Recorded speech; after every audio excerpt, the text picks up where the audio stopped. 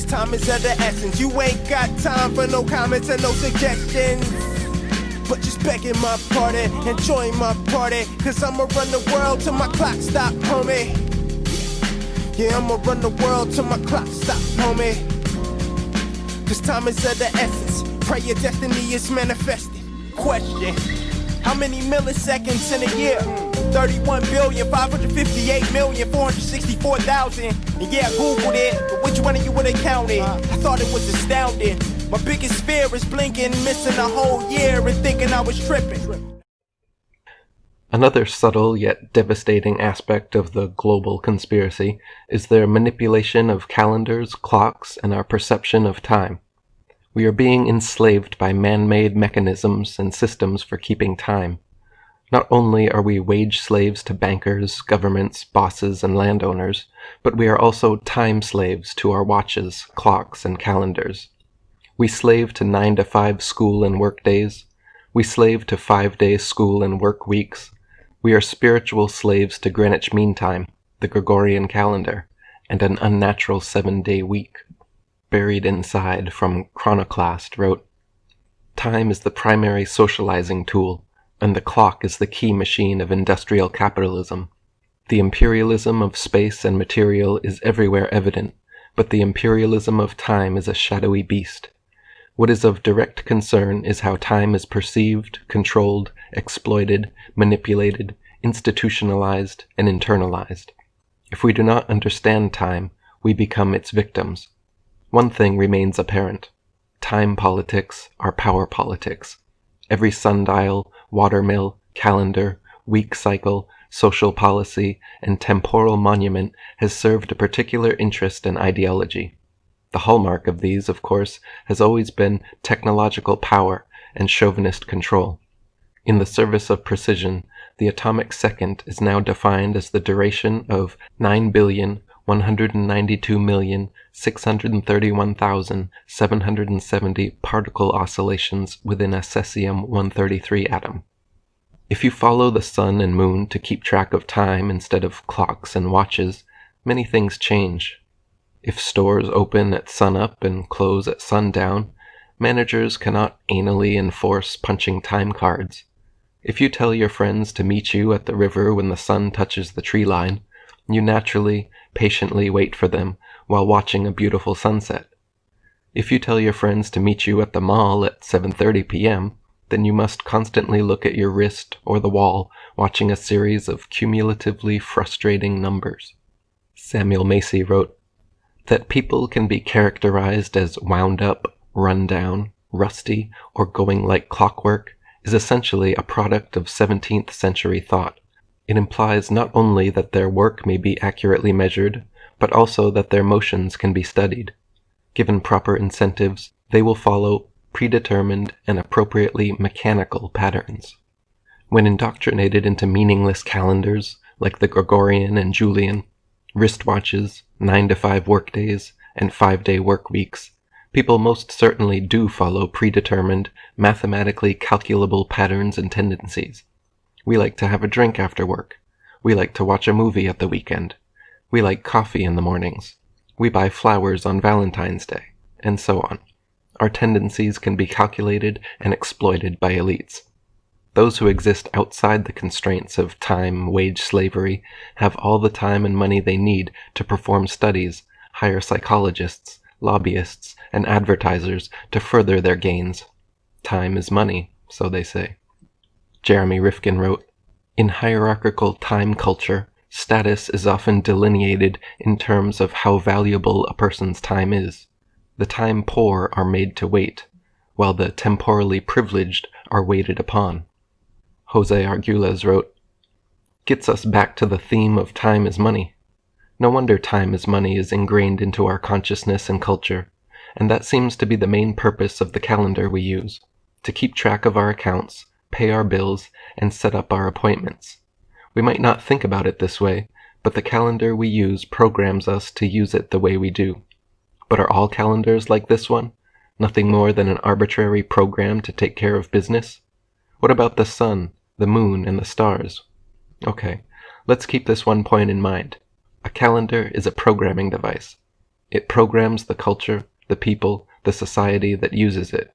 It creates a feedback loop between the mind of the user and its program. The nature of the calendar determines the nature of the society. Buried Inside wrote, "Secured at birth and bred as fresh livestock, to the power brokers of hypercapitalism, our lives are on the auction block. Make way for the experience economy. Make way for the access economy. Make way for the new time currency. Welcome it all like the coming of Rome." Karl Marx wrote in Das Kapital that to work at a machine, the workman should be taught from childhood in order that he may learn to adapt his own movements to the uniform and unceasing motion of an automaton. This statement has been implemented into our government and corporate institutions in many ways. Students align themselves with the approximate 9 to 5 8-hour workday 5 days a week. We take this coincidence for granted or explain it away by the convenience of aligning work and school schedules for daycare purposes. But in reality, what it instills is this psychological mechanism of slavishly submitting to the regulated schedules of employers. Also, the factory-like seating and positioning of a boss at the blackboard, giving out standardized directives, is a product of the industrial age. Without this long-term conditioning from a young age, would we so willingly sell our lives for minimum wage? Jeremy Rifkin wrote, "We are making the transition into what economists call an experience economy, a world in which each person's own life becomes, in effect, a commercial market. In business circles, the new operative term is the lifetime value of the customer, the theoretical measure of how much a human being is worth if every moment of his or her life were to be commodified in one form or another in the commercial sphere. Time has been broken down for us in many ways, some of which make sense and others which seem senseless. Many delineations of time have astronomical significance, which seem sensible. The sun and Earth's interaction gives us a yearly cycle, the moon's lunation pattern gives us a monthly cycle, the constant rising and falling of sun and moon gives us a daily cycle, and the tides give us a natural quarter-day cycle as they come in and out.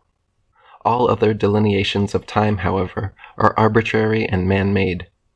The fast-ticking second appears nowhere in nature, except when people claim it resembles a human heartbeat, but this too is arbitrary, because human heartbeat constantly changes pace. The minute, named after Min, the moon, is also an invented cycle with no actual parallel in nature. The hour, named after Horus, the Egyptian Jesus, who divides the days and nights into 12 equal parts, is an ancient myth, but not a cycle found in nature. The worst and most spiritually enslaving of the created cycles, however, is undoubtedly the week. Because of this ludicrous, unnatural cycle, almost everyone in the world, no matter what their life was like the past 7 days, ends up being almost exactly the same the next 7 days. Every 7 times the sun rises and falls, most of the world's population hits the replay button on their life and continues repeating the same pattern and schedule like a skipping record for their entire existence. The worst part is that we have been so indoctrinated into the weak system that every little facet of modern society, from schools to paychecks to TV programs, are irreversibly locked in. Jose Arguelles wrote, "Blue Monday, how I hate Blue Monday," is how the old Fats Domino song began. Why is that? Because, of course, that is the first day of the 5-day work week. Fats Domino must have had some clue about time killing us. Otherwise, it wouldn't have to be Blue Monday. So Monday through Friday, for most employed people, as well as schools and public and government institutions, is the work week. Then comes Saturday and Sunday, the weekend.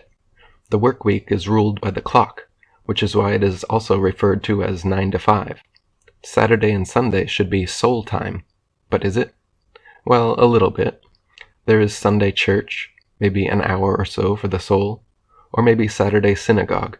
But what is it really about, these weekends? It's about killing more time. It's sports and entertainment. It's football and basketball and baseball, big time. If you are in the rest of the world, it's soccer, very big time. If it weren't for television, this stuff wouldn't be so big. But it all goes hand in hand.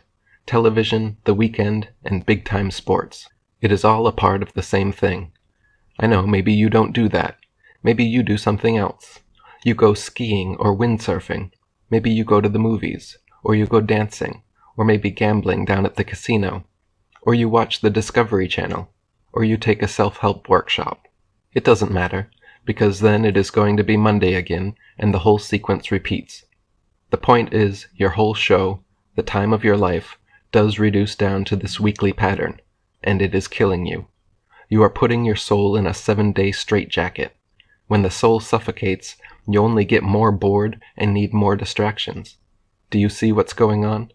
You are hardly even alive, because it's your soul that really lives, and if you are not giving your soul the time it needs, then time is killing you. That means the time of the calendar and the clock that is embedded in your mind. But you are now becoming aware of it. This is a great first step. You can now say, I admit that I was powerless over the time I have blindly accepted all my life. One ancient secret society symbol often found on clocks and watches is the anchor. This shape of a typical ship's anchor is actually 2 Egyptian hieroglyphs put together. The top part of the anchor, shaped like a cross with a circle at the top, is the Egyptian ankh, hence the name Anchor. The bottom is shaped like the Egyptian boats of the dead, which carried souls during the afterlife. 2 words which are often under the anchor symbol on clocks as well, king time, likely signifying the royal brotherhood manipulation of time. Buried inside wrote, the calendar year is an imperial narrative. The 7-day week is an imperial infliction. Circannual holidays are imperial flagposts. Mechanical time is an imperial installation. The merchant workday is an imperial offering. Greenwich Mean Time is an imperial sanction. The word calendar comes from the Roman Latin calens, which was the name of the account book, the book recording monthly debts and bills to be paid. The first day of each month in the early Christian Julian calendar was called calends, and that was when you had to pay your bills and debts. A quick look at the calendar will present some oddities even to the casual observer. September means 7, but is the 9th month. October means 8, but is the 10th month, and so on.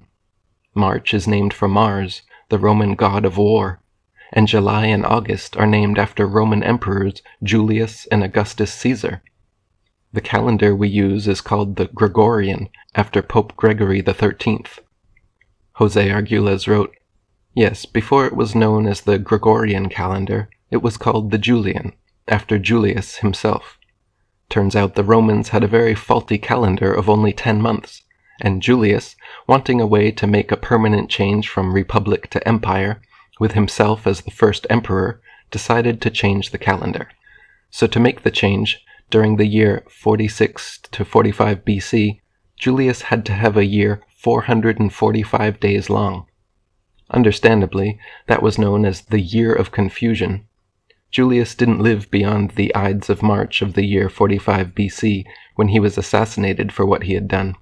But the empire prevailed. Julius was followed by Augustus Caesar, who made a further change in the calendar. He saw that Julius had changed the name of the month Quintilius to Julius, July. So Augustus changed the next month, Sextilius, to Augustus, August. Not only that, Sextilius only had 30 days, while Julius had 31 days. Augustus wanted to make his renamed month, August, as long as Julius's month. So what did he do?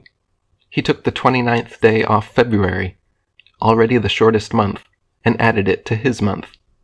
That is why August, like July, has 31 days, and February only 28. So that is how the calendar began. Despotic motives, imperial pretensions, and confusion.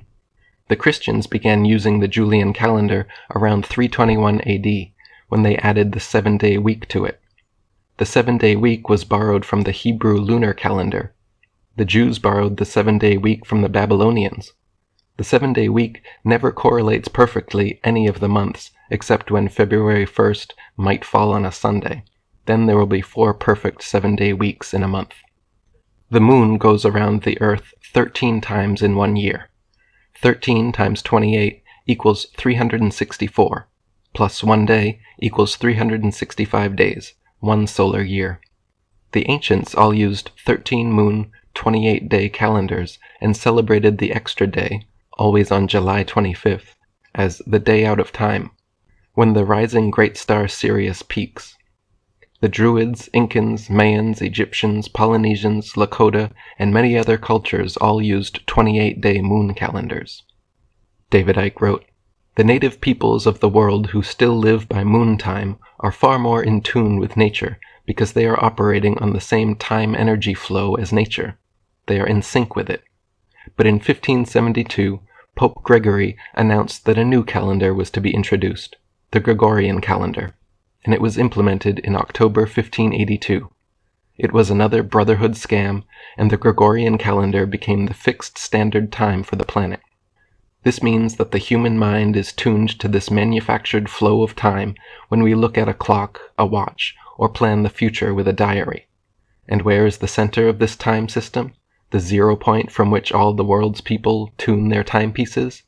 Why, it's only Greenwich in London, across the River Thames, from the City of London financial district, the Brotherhood's operational heartland.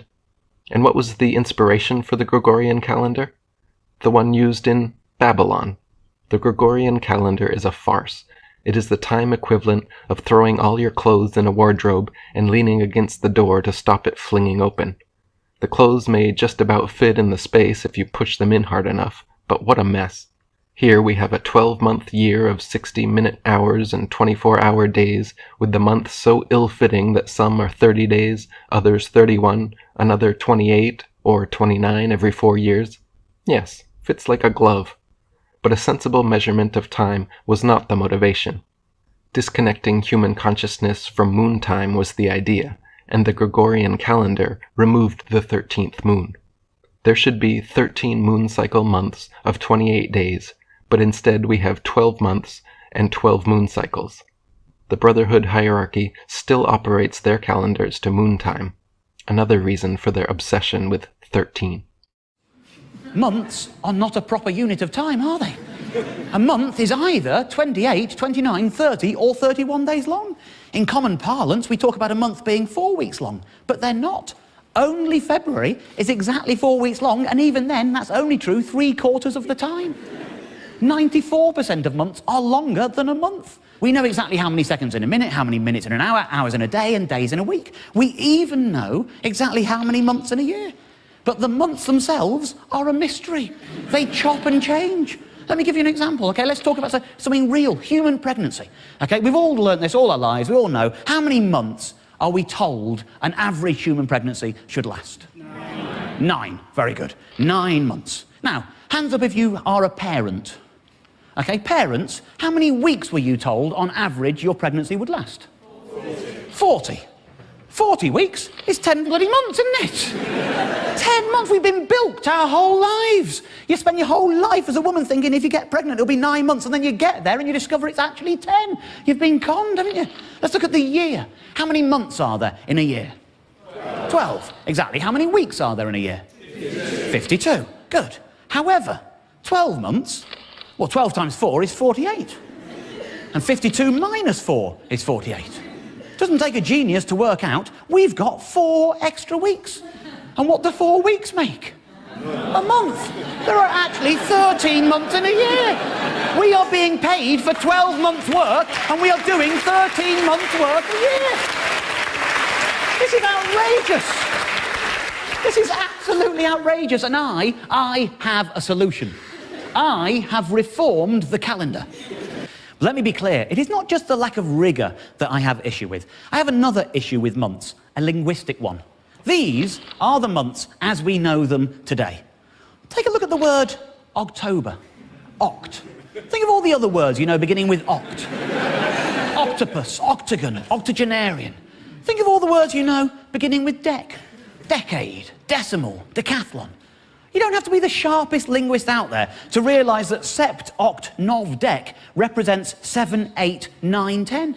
And yet we've put them in positions 9, 10, 11, 12. Why has that happened? I'll tell you why that's happened. It's because of the bloody Romans. Before that, we used to have months called quintilis and sextilis. It used to be 5, 6, 7, 8, 9, 10. But then the Romans got all egotistical on us. They wanted to name 2 months after their emperors. They named months after Julius Caesar and Augustus Caesar. Can you imagine The ego involved in naming a month after a human being. It's one thing naming it after a god. You know, you've got January after Janus, that's okay. Mars gives you March, that's okay. I mean, if you believe in a god, why wouldn't you want to venerate them by naming something as fundamental as a period of time after them? That makes sense. But not an actual human being. Get your egos out of the game. That is ridiculous. Well, they have confused things by naming July and August so, and then everything got moved around at a later date. So what we're going to do, we're going to correct this system. The first thing we're going to do is sort out the numbering, obviously. So let's call that 7, 8, 9, 10, because they are called 7, 8, 9, 10. That's what they are. So if they're going to be 7, 8, 9, 10, it follows, does it not, that that becomes 6, 5, 4, 3, 2, and 1. So if that's what the numbers are going to be now, let's move July and August down to there, and let's move January and February down to there. So now we've got all the same months in the same order, it's just the numbering is more appropriate, okay? That's easy. Now, let's remove the egotistical Romans from our calendar. Let's remove Julius Caesar, remove Augustus Caesar. Let's perform a Caesarean section on our calendar. Let's remove them completely and replace them with the months they replaced, Quintillus and Sextillus, which are now in the right place, 5 and 6. That is the numbering sorted out. We've got 5, 6, 7, 8, 9, 10, exactly where they should be. Now, obviously, is the time we introduce the 13th month, which, of course, will be Gormanuary. Now, what we've got there is 13 months of exactly 28 days long. Everything ticks over perfectly. March the 1st, New Year's Day, will always be a Sunday because nobody wants to go straight back to work on New Year's Day, do they? And it will always be a Sunday because of the order in the calendar. The 1st of every month will always be a Sunday. The 2nd of every month will always be a Monday. And that means that New Year's Eve, the 28th of Gormanuary, will always be a Saturday. Now, it might have occurred to some of you, that 13 times 28 is 364. And that means we've got a day spare. We can't force the year to only be 364 days long. The year is to do with the stars and the planets. So what we're going to do is, after Gormanuary, we're going to have an intermission. It's one day long, it's not called Sunday, it's not called Monday, it's not called anything. It isn't a day of the week, it is just intermission. It is basically an extended New Year's piss-up. You can go out on New Year's Eve, you don't have to go back until the 1st of March, everything is fine, what happens in intermission stays in intermission. And every 4th year, we have a 2-day intermission, and we call both of those days intermission. That's all it is. That regulates everything. Everything flows in a very orderly fashion from that point on. Jose Arguelles wrote, "On the Gregorian phonograph record, January 1st is part of the program. What plays on January 1st? Well, in this country, a lot of football bowl games. Then at the end of January sometime, you never know exactly when, it is the Super Bowl. February programs you for Valentine's Day and President's Day. July for July 4th.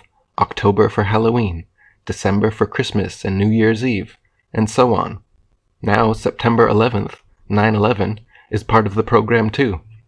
These are just some of the more obvious examples of how that phonograph record plays during one spin, a year. Every time one of those dates draws close, whole segments of the population respond in pre-established ways. There are a lot more programs the calendar plays. The beginnings and endings of wars, Veterans Day, Memorial Day, April Fools, Tax Day, Labor Day. The memories of all of these events are accumulated according to the dates in which they occur. Then everyone has personal dates that trigger their emotions and memories too, like the day you were born, or the day your son died, or when you got married. The Gregorian calendar is arbitrary and irregular. You would hardly ever think about any natural factors by using this calendar.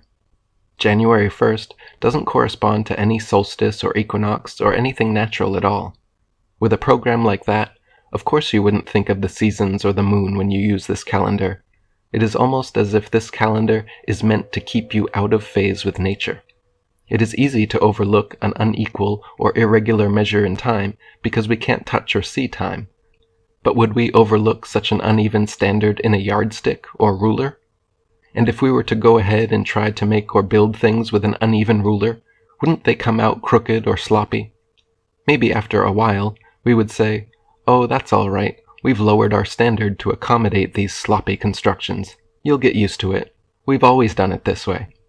But would you really settle for substandard measures of objects and forms in space? Yet we put up with substandard and uneven measures in time. Thinking it doesn't matter may already be an effect of accepting so long the uneven measure.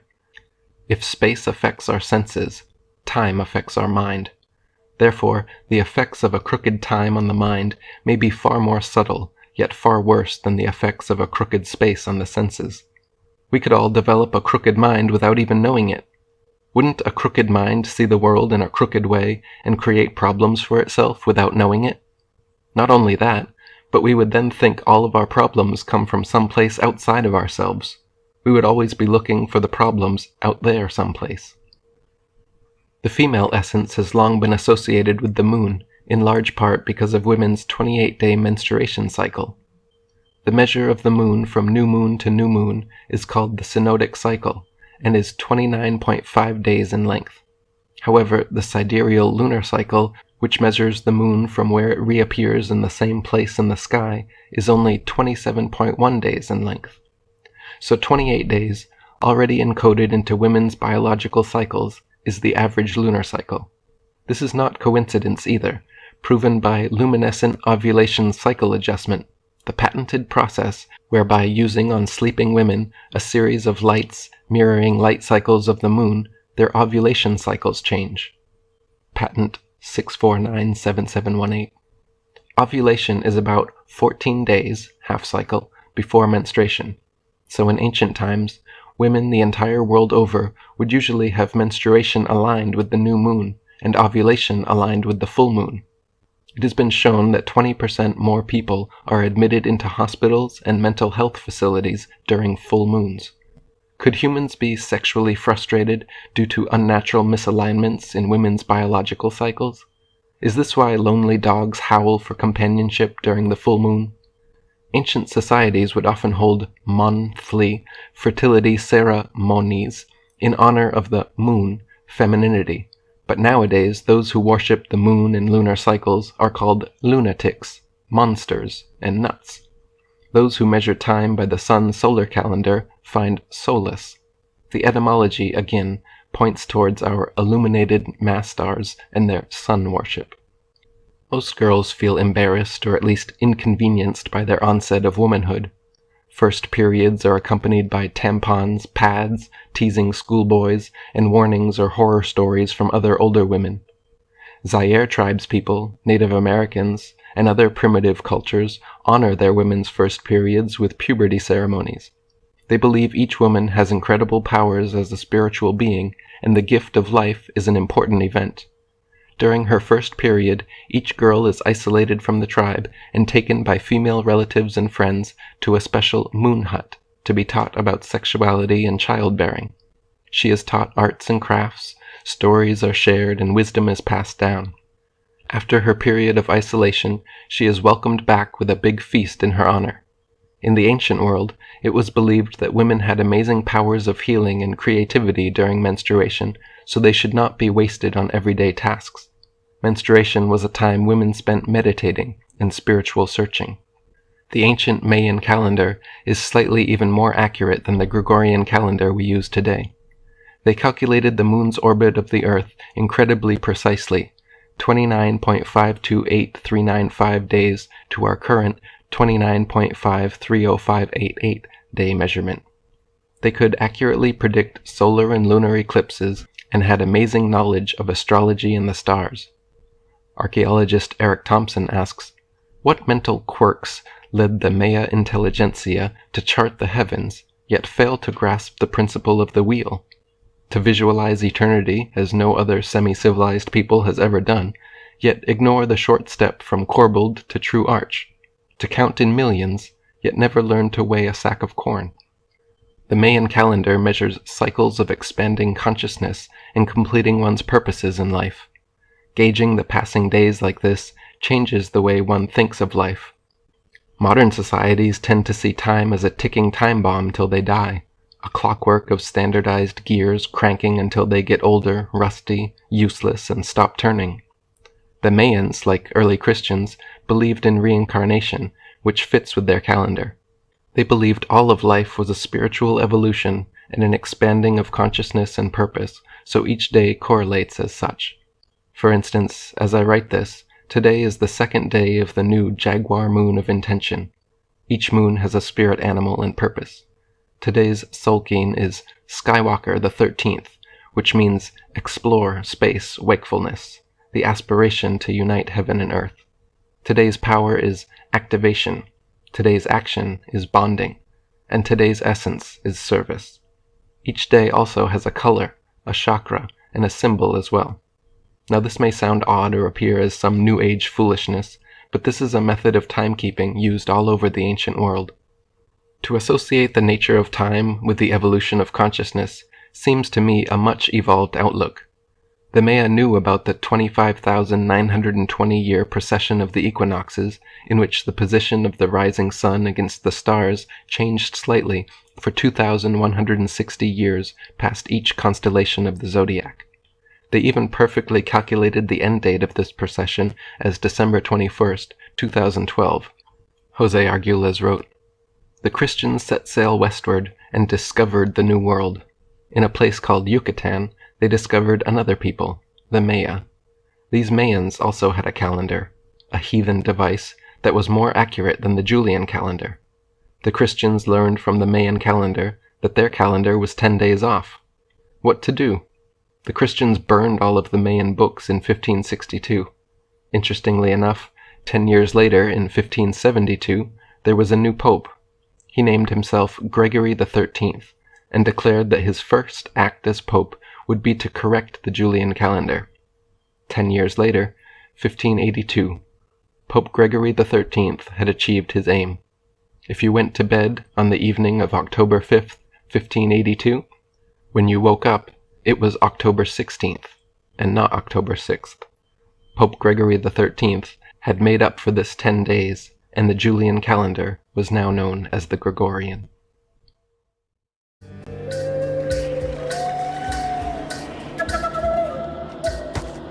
Hey, buddy, get back there with the other rocks.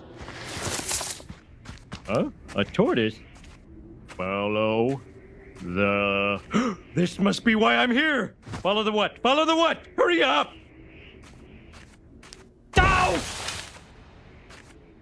Get moving, you stupid... When I'm kicking you, that means hurry up! Come on! Gah!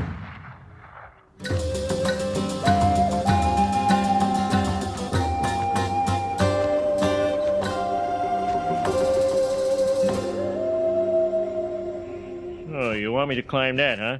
No problemo.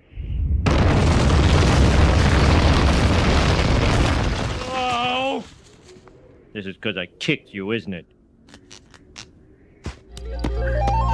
So much more I want to say, but it's not enough time.